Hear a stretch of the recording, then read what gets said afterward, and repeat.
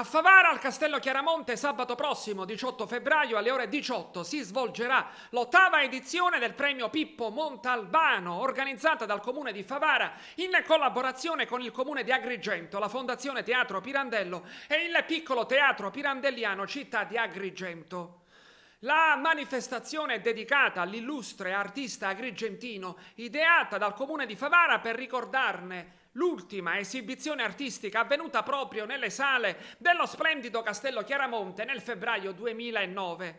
Riceveranno l'ambito riconoscimento i fratelli Mancuso, il regista Guglielmo Ferro, il giornalista e saggista Carmelo Sardo, il regista Tony Trupia, la violinista Federica Mosa, il produttore artistico Alfredo Lo Faro, l'attrice Vittoria Faro e la costumista Marilu Giannettino. Ascoltiamo in proposito la sindaca di Favara, Anna Alba, e il promotore storico dell'iniziativa, Antonio Patti. A Favara, pertanto, al Castello Chiaramonte, sabato 18 febbraio alle ore 17:30, l'8ª edizione del premio Pippo Montalbano. La sindaca di Favara, Anna Alba. Sì, non poteva mancare questo evento a Favara. Io non ho avuto il piacere di conoscere Pippo, ma ho avuto il piacere di conoscere la figlia Caterina, che mi ha descritto suo papà in una chiave completamente diversa da come si legge nei giornali. Quindi la figura di un padre presente che ha cercato di spiegare anche a livello umano la bellezza del nostro territorio e che ha voluto trasmettere in tutto il mondo. Poi, incuriosita, ho iniziato a leggere qualcosa su Pippo ed è stato davvero un grande uomo che merita davvero l'attenzione di tanti, anche della nostra città.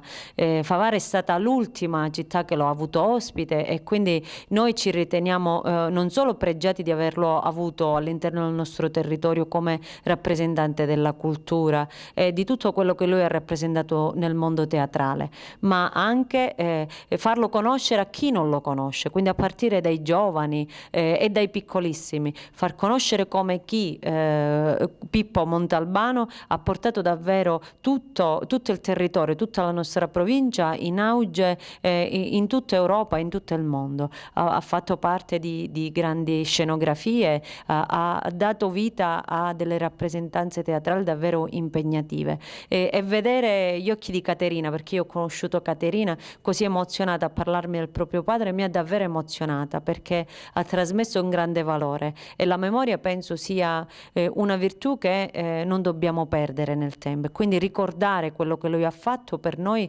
dovrà essere da monito anche per gli anni a seguire. Antonio Patti, promotore storico del premio Pippo Montalbano. Sì, il premio Pippo Montalbano nasce proprio con la sindacatura di Mimmo Russello, l'avvocato Mimmo Russello. Io ero allora assessore alla cultura e abbiamo colto l'occasione dell'ultima presenza in pubblico di Pippo Montalbano per lanciare questo premio, non soltanto per ringraziare la figura e l'opera di Pippo Montalbano per quello che ha fatto nel territorio come promozione del teatro, ma anche e soprattutto per certi versi come opera anche di promozione culturale, perché Pippo è stato un grande promotore culturale, ha creato una scuola, ha tolto tante persone dalla strada proprio per educarle al mondo della disciplina molto dura che è quella dello spettacolo e quindi ha educato molte generazioni per tantissimi decenni proprio per la sensibilità verso la letteratura, la poesia, la musica, tutto quello che fa spettacolo, perché il teatro, diciamocelo chiaro, è la sintesi di tutte le attività artistiche dell'uomo.